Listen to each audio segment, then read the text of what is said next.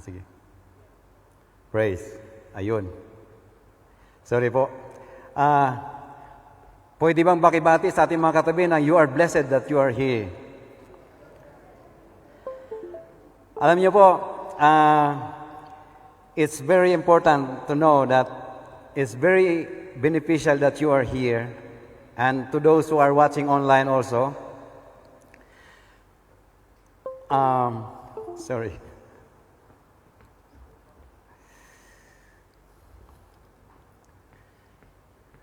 So we are in the last week of our series regarding about relying on the Holy Spirit, and Pastor Robert have 2 weeks for the series about this theme for this month of June, and this is the last week this is the last week of this month where we have the final series of our theme for this month, which is relying on the Holy Spirit. According to statistics muna tayo.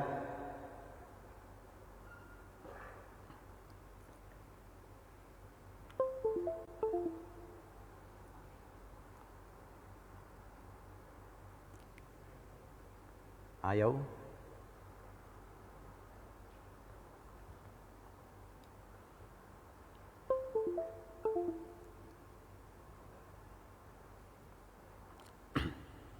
Sorry.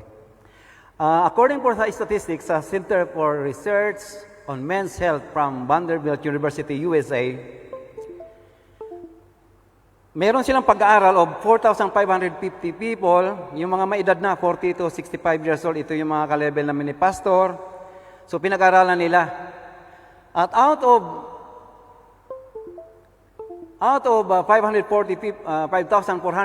3,270 found out to be attending worship service.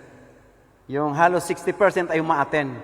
So pinag-aralan nila yung mga uma-attend at saka hindi uma-attend. Napag-alaman nila sa kanilang pag-aaral na yung mga uma-attend sa church ay merong 55 reduced risk of mortality.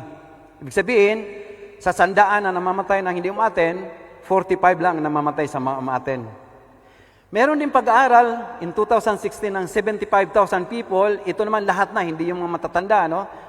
Bata, matanda, babae, lalaki, lahat na ito. Ayon po sa pag-aaral nila, that those who attended church service at least once a week, kahit isang Friday lang, have 33 lower risk of death. So makikita po natin na may pakinabang, kaya sabi ko kanina, you are blessed that you are here today. At strong social ties or social religious ties can boast survival rate of 50%. So kung nandito ka sa church, mayroon kang membership, mayroon kang G-group, at kung nagkasakit ka, halimbawa na COVID ka or na-cancer ka, ang chance mo ng survival, kung mayroon kang affiliation ng church, ay 50%. So kung nagkasakit ka lately or may mga kaibigan ka nagkasakit, ikumpara mo doon sa hindi nagsa-church, mas nagsusurvive yung mga umaatin sa church. So pasalamat po tayo, purihin pong Panginoon dahil nandito tayo. Amen. Praise God. Study found that increased activity in the church, as determined by attending prayer meeting, worship service, praise and worship, o sa lahat ng klaseng church activities, is associated with less stress.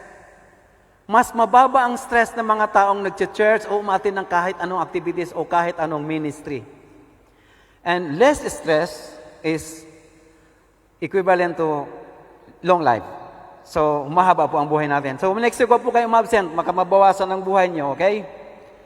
So, again, my topic for today is about spiritual battles. Kasi nga, medyo mahirap ang panahon natin ngayon. It's very challenging. And it's about, and our theme for this month is about relying on the Spirit. So, this is my topic today. I entitled my message as Winning Solution. Paano ba tayo mag-survive? Kasi pagka mayroon tayong mga laban sa buhay, sa trabaho, sa relasyon, financial problem, it always take us into yung masagad tayo. Minsan, hindi natin alam yung gagawin. And most of the time, of course, as Christians, we want to be victorious. Kailangan malampasan natin, di ba? Pag may problema tayo, pag humingi tayo ng payo, ano bang mga payo karamihan natin mga magulang? Anak, laban lang. Di ba? Pag mga kaibigan lang, laban lang, huwag ka sumuko. Di ba? Yan ang mga payo natin. So, in this last week, ay pag-aralan naman natin kung paano tayo magsusurvive sa ating mga problema, sa ating mga pinagdaanan, sa pamamagitan ng ating ng salita na ibibigyan ng ating Panginoon sa hapong ito. And going back to our topic about Spirit, minsan po kasi hindi gaano pinag-uusapan ng Holy Spirit. Lagi tayo, di ba, pag nag-pray tayo, lagi tayo, the Father, God the Father, and of course, we are praying to our Lord Jesus Christ. And minsan, parang hindi tayo gaano ka-interesado pagdating sa Holy Spirit. Di ba? So we have to remember that tayong mga tao, sabi nga sa John 3:16, for God so loved the world that He gave. Ibig sabihin, mayroong ginawa ang Panginoon natin, ang Panginoon para sa atin. God is for us. Sabi niya sa Romans 8:31, if God is for us, who can be against us? Ibig sabihin, lahat ng ginawa ng Panginoon para sa atin. So, God the Father is for us. And then, God the Son is with us. Sabi sa Isaiah 7:14, behold, a virgin will bear a son, and they shall call him Emmanuel, which is God for us. So, kanina, God the Father is for us. This time, God the Son is with us. Diba? Sabi sa John 1:14, and the Word became flesh and dwell among us. Ibig sabihin, nakasama ng tao, physically ang Panginoon. And the last is, God the Holy Spirit is in us. Ito naman yung dati nakasama natin physically, this time, God the Spirit is in us. Kaya nga, di ba, ang sabi ng Biblia, do you know that your body is the temple of the Spirit? Nananahan ang banal na Espiritu sa ating katawan. Sabi sa Romans 8:11, and if the Spirit of Him who raised Jesus from the dead is living in you. The moment na tinanggap natin si ating Panginoon na tagapagligtas, ay nananahan ng banal na Espiritu sa atin. It changed it. The Holy Spirit regenerate us. Nagkaroon tayo ng regeneration. In God's eyes, as far as God is concerned, we become righteous because of His Son. When we become Christian, no? Ang ating reference book this time is from the Galatians. Pag pinag-aralan niyo po ang book of the Galatians, ito po yung book talaga na nagagalit si Paul. Kasi tinayo niya yung church na to sa Galatia 1 year earlier before niya sinulat itong Galatians. The church is very vibrant, magaling sila, masunurin sila, and then suddenly nagkaroon ng problema when there are group of people who want to change the doctrine when, we say salvation by faith alone. Ang sabi ng mga grupo na to, they call them Judaizers. Parang hindi sapat yung receiving Christ as our Lord, receiving salvation by faith alone. Kasi total, galing naman tayo sa pagsunod ng Mosaic Law, idadagdag natin ng Mosaic Law, and aside from being saved by the Lord Jesus Christ. Doon po nagalit si Paul. Sabi niya sa Galatians chapter 3, you foolish Galatians. Halos talagang galit na si Paul, halos magmumura na si Paul. Kasi sabi niya, it is for freedom that Christ has set us free. Bakit ngayon? Sabi niya, bakit ngayon you are going back to the law? Bakit bumalik tayo doon sa dati na umaasa tayo sa ating salvation by works, which is nagiging legalistic. Nagkaroon ng problema ang mga tao sa Galatians kasi nagkaroon silang confusion.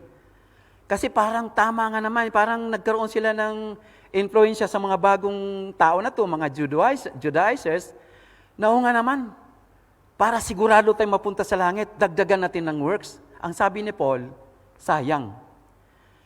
Because Christ is enough.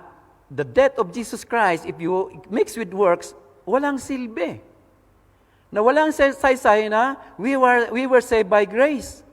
We were saved by accepting the Lord Jesus Christ as our Lord and Savior. Kaya nagagalit si Paul. Bakit? Ang mga tao nagiging legalistic. Yung bumabalik na uli, na you need to be, aside from accepting Lord Jesus Christ, you need to be circumcised, you need to observe the Sabbath day, at saka lahat ng mga set of rules and laws and regulations. Bumabalik tayo sa dati. Anong nangyari sa inyo? Who bewitched you? Sinong Sinong nanggayuma sa inyo? Sabi ni Paul. Bakit kayo bumabalik? You are doing good. You are running the race good for 1 year and then suddenly nagkakaproblema tayo. Kaya sabi niya, sinulat niya to para sa mga Galatians. If you read Galatians, especially book chapter 5, it talks about how Paul gave instructions to these people na bumabalik sa dating gawi. At alam niyo kung bakit in our time, especially mga Pilipinos, ganun tayo eh. Ano pong ginawa natin mga Pilipino pag naging Kristiyano na? Sa umpisa, very vibrant. Just like the Galatians. Talagang aktibo, gustong mag-share ng, bago pa lang, gusto na mag-share ng salita. And then, little by little, ayan na. Bumabalik-balik na. Minsan tumataya-taya sa luto. Minsan napapalasing. Bumabalik tayo sa dati. And minsan po, gusto po nating magiging, meron tawag na meron pong tawag sa mga Kristiyano na yung gustong you work so hard for the Lord. Ang tawag po doon yung license to license to sin. Parang ganon. Total Kristiyano na ako eh. Hindi ko na kailangan mag-church. Kasi I was saved. Grace is free. And kung magkasala man ako, nandiyan naman ang 1 John 1:9. Di ba? If you confess your sins, the Lord is faithful and just to forgive all our unrighteousness. So, ginagawa nating excuse, patuloy pa rin tayo, Kristiyano na tayo, just like the Galatians. Mananampalataya na, pero po unti-unti pa rin bumabalik sa dati. Minsan, gusto nating gumawa, gusto kong mag-ministry, gusto kong salihan lahat ng mga gawain sa church, gusto kong mag-attend ng prayer meeting, gusto kong mag-perfect ang aking Friday worship service. Bakit? Kasi meron akong hinihingi kay Lord eh. You know? Gusto nating magpakita ng work sa Panginoon to gain favor. Ito yung mga ginagawa ng Galatians. Which is, hindi tama. Kaya napagalitan si Saul, si King Saul, napagalitan ni Samuel. Kasi inutusan siya, pero dahil maawain siya sa tao, hindi siya sumunod. Kaya ang sabi niya, obedience is better than sacrifice. Kasi sabi ni Saul, sumusunod naman ako Pero, ginagamitan niya ng mga sacrifices. Kinukuha niya yung mga hayop at ino-offer sa Lord. Obedience is better than sacrifice. Kaya sabi sa Isaiah? No matter what you do for the Lord, kahit gaano pa karaming ginawa natin sa Panginoon, ang tingin ng Panginoon sa atin sa ginawa natin is filthy rags. Maruming, yung basahan, yung apakan. Bakit? We should not make, too much activity in the church.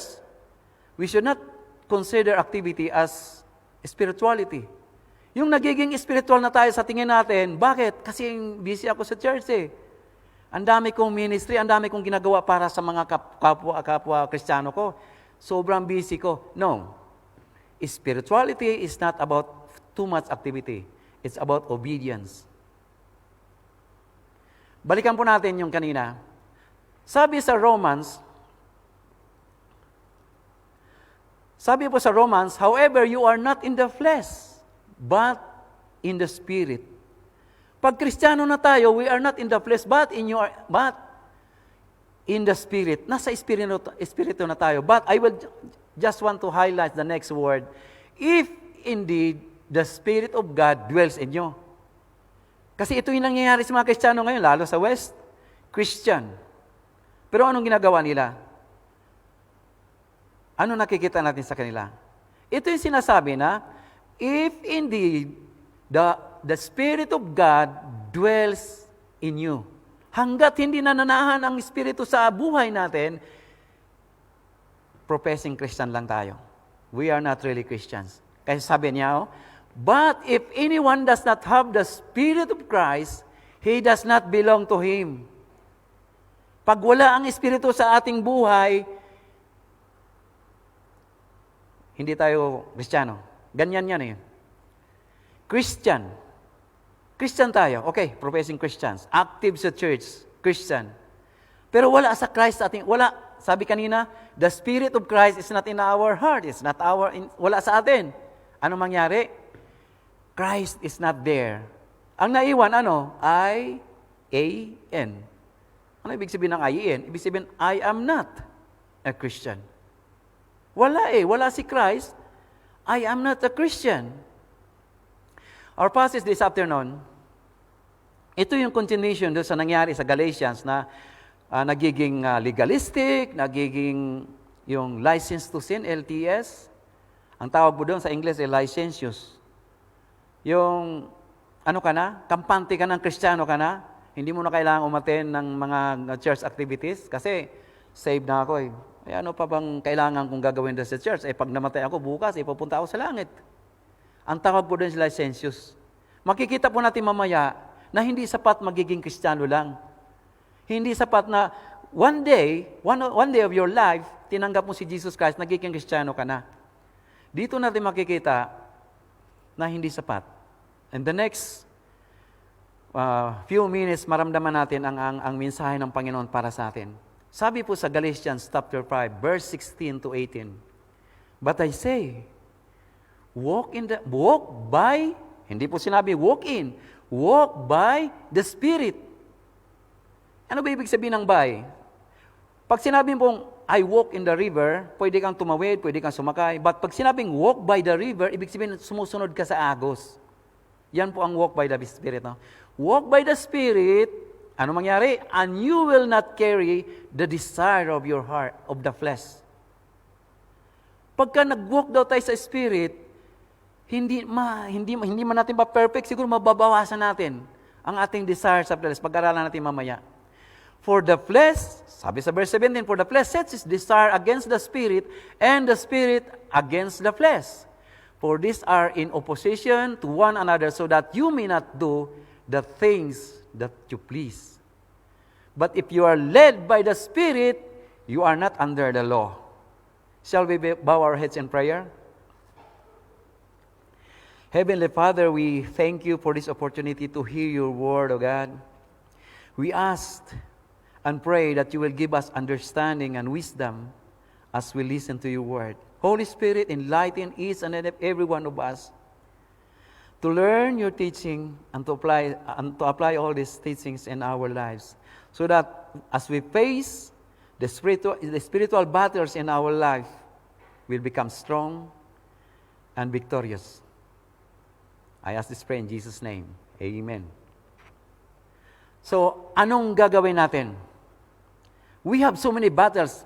Sa mga itsura pa lang natin, marami na tayong battles eh.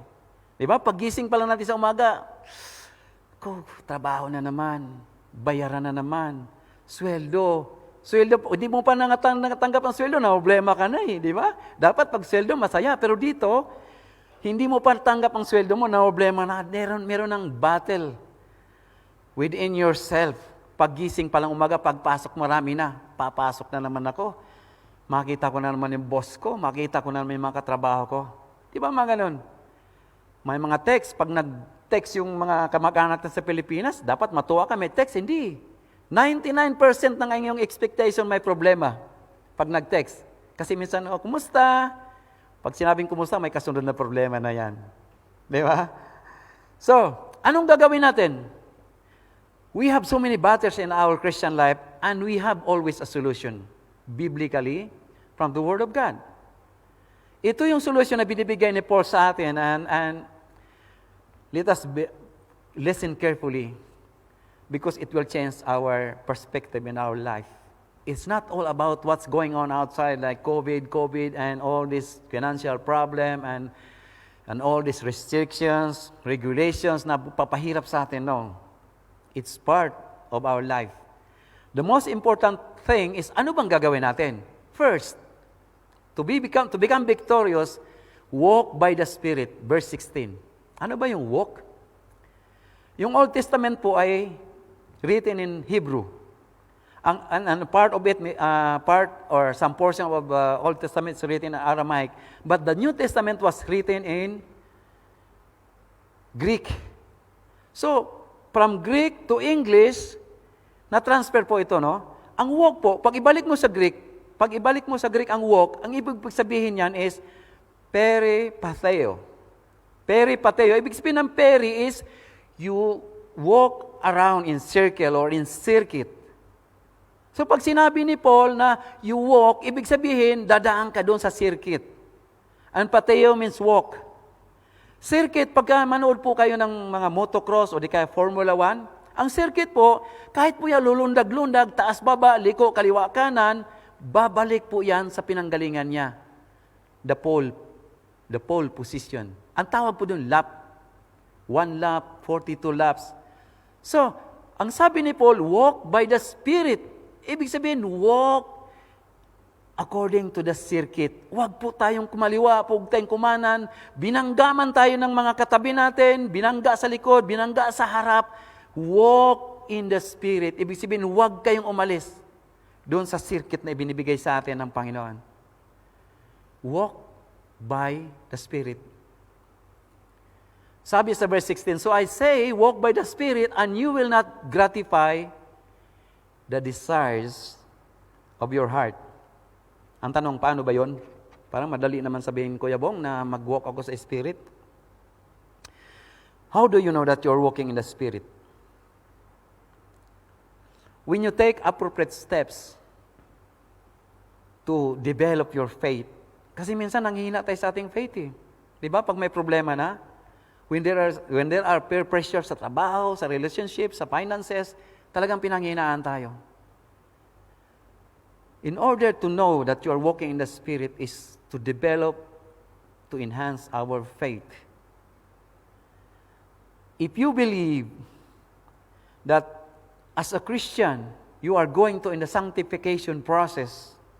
Ano yun? Sanctification process, when we receive Jesus Christ, we are justified, and then we go through the sanctification process. Walking in the Spirit is not an overnight activity. It's a continuous activity, it's a journey for us to become Christian, where the walking in the Spirit is become a way of our life. Kaya nga circuit eh. Hindi ka pwedeng sumalungat, hindi ka pwedeng umatras, hindi ka pwedeng mag-shortcut. Alam mo sa mga motocross, pwede ka mag-shortcut dapat eh. Pwede namang dumaan. Pwede lumundag, pero bakit hindi? Because there are rules. Ganon dun po ang sabi ni Paul. Walk in the Spirit, ibig sabihin, doon ka lang dumaan. Huwag kang lumayo doon. So, malaman mo lang that you are walking in the Spirit if you understand that God is working in you. Pag tinanggap mo na kahit anong problema dumating sa ating buhay, and you accepted that, oh, it's part of my Christian life, I am a work in progress. The Lord is working on me. Sabi niya, di ba? Sabi niya, for it is God who works in you to will and to act in order to fulfill His good purpose. Hindi purpose nyo, hindi purpose ko. We are a work in progress. In order to win this battle, we have to accept that we are a work in progress. We are in a sanctification process that God works on you. Depende yan kung ano pinapagawa ng Panginoon sa atin. Dapat hindi tayo bibigay. Lagi tayong nandoon to walk along with the Spirit doon sa circuit na ibinibigay sa atin. Because why? Tingnan mo nyo sa circuit, may mga sumisemplang, may mga babangga. Anong ginagawa ng mga driver? Pinipilit lang bumalik doon sa sakila at magpapatuloy. Ganon din po tayo. Why? Because we are a work in progress. God work each and every one of us to act, to fulfill His purpose in us. And it takes a decision. To walk along the Spirit, it takes a decision. Why? Sabi sa Amos, ano? Alam niyo Amos? Baka hindi niyo alam Amos. Galing po sa Biblia, na? Sa Old Testament. Sabi po sa Amos, can two walk together unless they agreed? So meaning, we have to agree to walk along with the Spirit, to walk by the Spirit. Unless we don't take that first step to decide na, Lord, sasama ako sa'yo, no matter kung banggain man ako or hirap ng mga dinadaanan kong journey. The premise is, when you walk by the Spirit, this is the premise. When you walk by the Spirit, the promise is, you will not gratify the desires of your heart. Number 2, ano yung pangalawa? To have a winning solution of our battles in battles of Christian life is set your desire on the things of the Spirit. Kanina, you walk along the Spirit or walk by the Spirit. Pangalawa, set your desire on the things of the Spirit. Because why? There is a battle. Sabi po sa verse 17, naglalaban yung dalawa, yung flesh and spirit. At hindi sila nagkakasundo. They are always in conflict. Tingnan niyo po, pag nagsinungaling kayo, anong naramdaman niyo? Parang kinakabahan kayo. Di ba? Pag nagsinungaling ko, bakit kayo kinakabahan? Bilang Kristiyano. Ay yung mga kriminal, hindi kayo kinakabahan eh. Saksakin ka ng 50 times, bariling ka, gaasain ka, hindi sila kinakabahan. Bakit? There are no battles within them. Tayong mga Kristiyano, meron tayong battles. The flesh and the spirit. Bakit tayo kinakabahan? Because sabi ng banal na espiritu, mali yung ginagawa mo. Kaya mula ngayon, mag-ingat ka sa pagsisinungaling. Ha? Meron ngang bata, dumaan sa sinihan. Nakita niya, ang ganda ng palabas. Mami, manood tayo, ang ganda ng palabas. Sabi nung nanay, anak, parental guidance, 7 years old. Yung anak niya, 8 na. Mami, gusto ko talaga. So, ang ginawa ng nanay, sige, sabihin mo, 8 ka na, ha? Pagpasok doon, nagduda yung kasi ang laki ng bata, eh.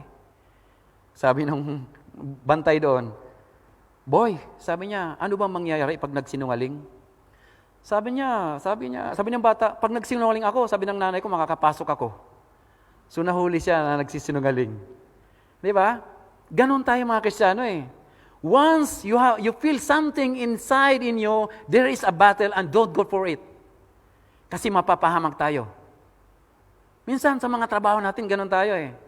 Minsan sa mga negotiations, mahilig tayong maggawa ng mga works of the flesh. So, walking in the Spirit is a journey, and walang shortcut po dyan, ano? And desire. Ano ba yung desire? Set your desire in the Spirit. Ano ba yung desire? Desire starts in our thoughts, in our mind. Pag nakabuo na kayo ng desire, it will come out both ways. Ang desire natin magiging masama or magiging hindi masama. Why? When your desire starts in your thoughts, it will become a decision. Magde-decide kayo. Pag nag-decide na kayo, magiging habit, magiging discipline na. Kung ano yung napagdesisyonan nyo, yun ang magiging destiny natin. Diba? Minsan gusto nating marami dito siguro hindi kinikibo ang mga magulang, nagtatampo kasi maraming mga pagkukulang nung maliit tayo, nung nag-aaral tayo. Marami din dito siguro yung mga nagtatampo sa mga anak. Kasi lumalaking hindi masunurin. Nagtatampo sa mga in-laws, nagtatampo sa mga kasama. At hanggang ngayon, hindi kinikibo. And this is the scenario. You have the desire to fix things para maayos. Pero, pag nag-desire ka na, andyan na. Andyan na yung labanan. Di nyo napansin? Bakit ako uunang kikibo? Siya yung may kasalanan. Di ba? Bakit ako magkiusap sa anak ko? Anak ko lang yun. Dapat siya luluhod sa akin. Di ba? Ganon ang nangyayari. It's about the flesh. Flesh is about pride. It's about legal, yung legalistic attitude na ako ang tama. Ako ang nauna, akong mas maedad. Di ba? If you desire to fix things up with our relationships with our family, set your desire on the Spirit. Kasi tuturuan kanya kung paano. Ito po ang gawain. Kaya mahirap eh. Ito po yung ginagawa ng works of the flesh. Ayan, pakikiapid, karumihan, kalayaan, pangkukulam, Diyos-Diyosan, kontra, mahilig kumontra, mahilig makipag-away, mahilig makipagtalo, siloso masyado, outburst of anger, madali, talagang pag nagalit, grabe. Di ba? Parang nagbabibrate yung telepono pag nagalit eh. Di ba? Pag tumawag, Factions, yung pagkabahagi. Inggit, paglalasing, dissensions, hindi pagkakasundo. Ito yung the works of the flesh. Alam nyo bilang mga Kristiyano, that these things is always happening to us because we are in the flesh. Pero ang sabi ni Paul, set your desire on the Spirit. Set your desire on the Spirit. Ano ba yung work of the Spirit? Ito yung ginagawa. Set your desire on the Spirit. Ano yon? Love, joy, peace, patience, kindness, goodness, faithfulness, gentleness, and self-control.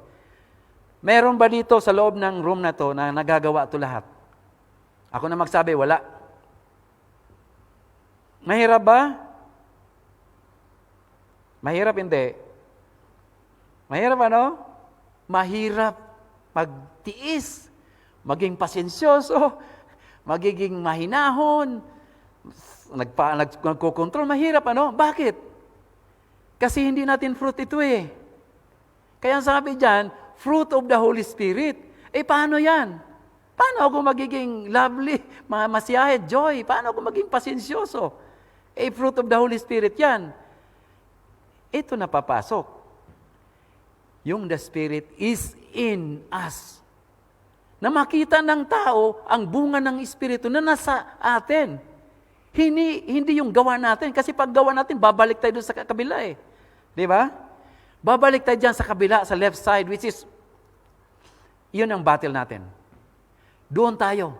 Para maiwasan yung masyadong siloso, mga mag-asawa, set your desires on the Spirit. Doon kayo sa bandang kanan.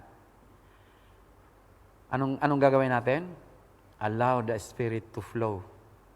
Dapat ang makita ng tao sa atin ay hindi yung ginagawa natin. Alam niyo kung bakit? Kasi yung the fruit of the Holy Spirit, hindi natin manufacture yan. Hindi natin manufacture. Hindi natin magagawa yan.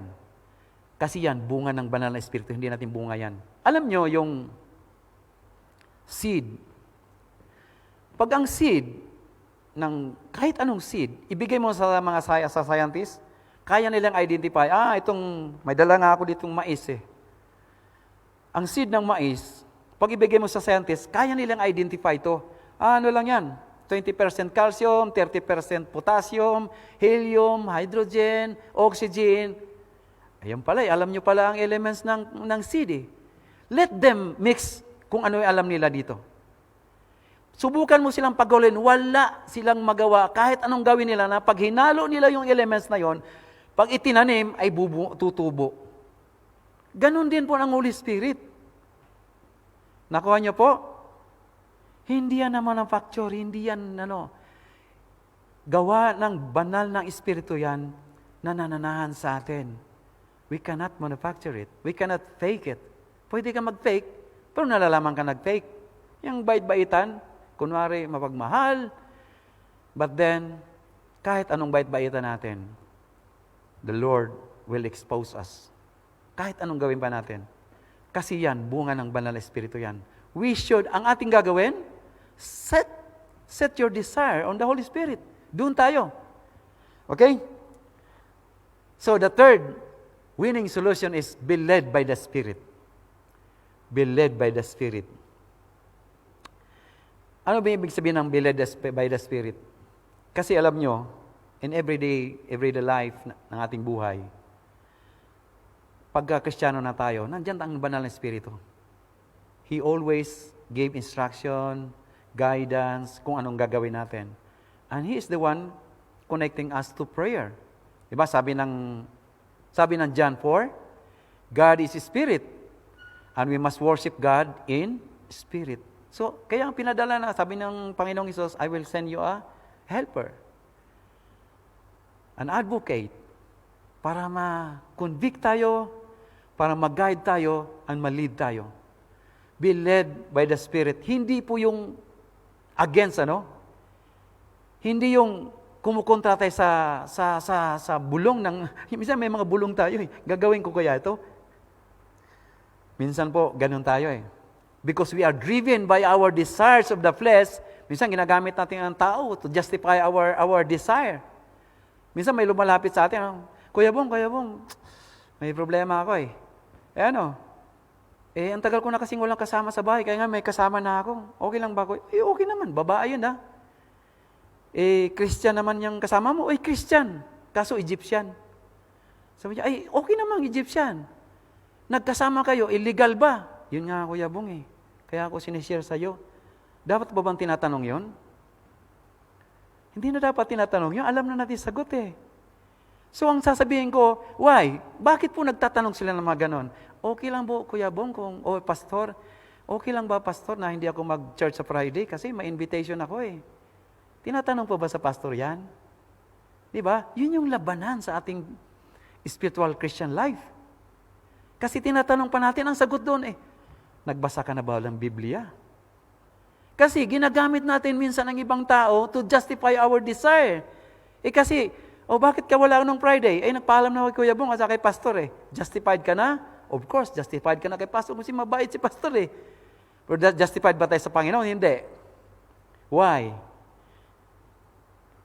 The flesh is winning and the spirit is being neglected. Doon po tayo mga kapatid. Focus, we should be, hindi tayo dapat don't go ahead with the spirit. We should be following kung ano yung conviction. Yung discernment natin na kung ano bang tamang gawin. Hindi yung gagawin mo muna, nagkamali ka, balik ka ngayon, pray. Di ba? Justify mo na lang. Alam mo na from the beginning, alam mo na that the Spirit is leading you. The Spirit is guiding you, pero lumabas ka pa rin sa circuit na sinasabi na walk by the Spirit. Lumabas ka pa rin, and you end up your destiny bad. Diba sabi ko kanina, and desire starts with desire in our thoughts. Then, you decide, then, it become your destiny. Our destiny, mga kapatid, no matter what problems are we facing this time, especially in pandemic's time, it's how we win the battles of our Christian life. Are we walking in the Spirit, or are we walking by the Spirit? Do we choose the desires on the things of the Spirit, or we choose the works of the flesh?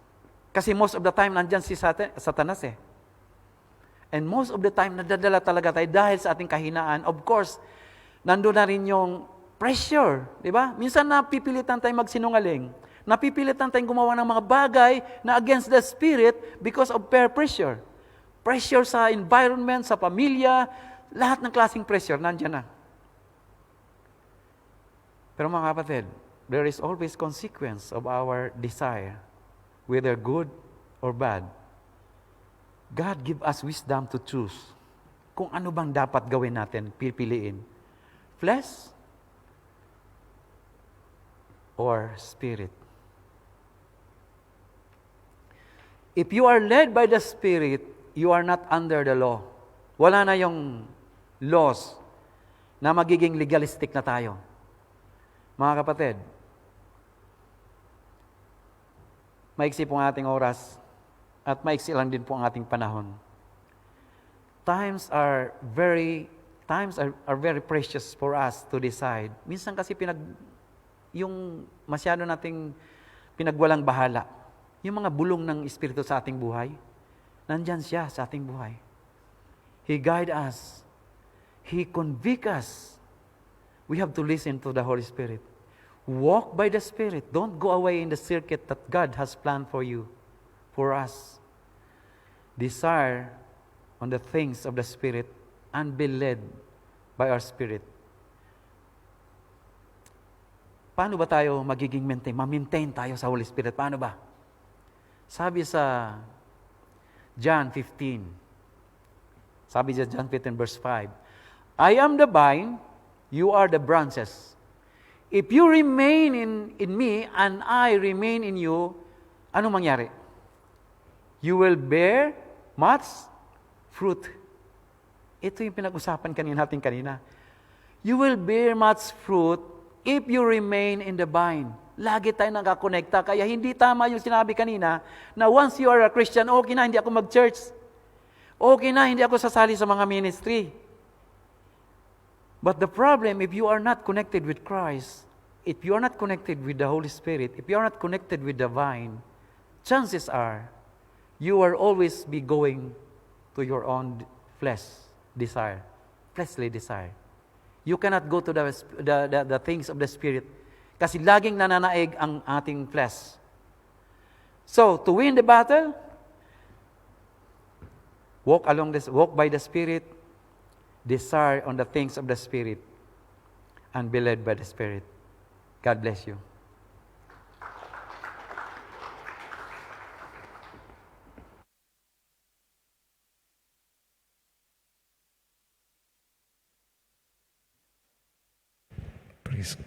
Praise the Lord.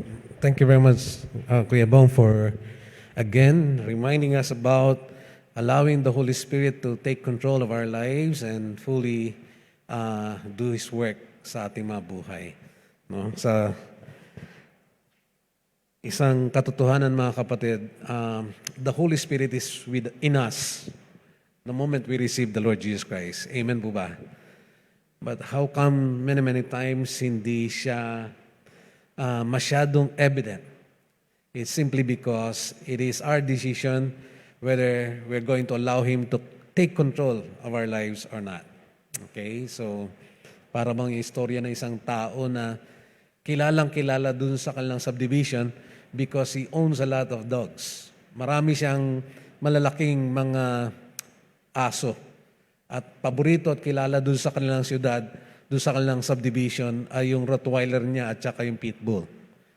So everyday, ilalakad niya at papakita niya sa mga tao, and people are amazed, ang ganda ng aso nila. Okay? But the greatest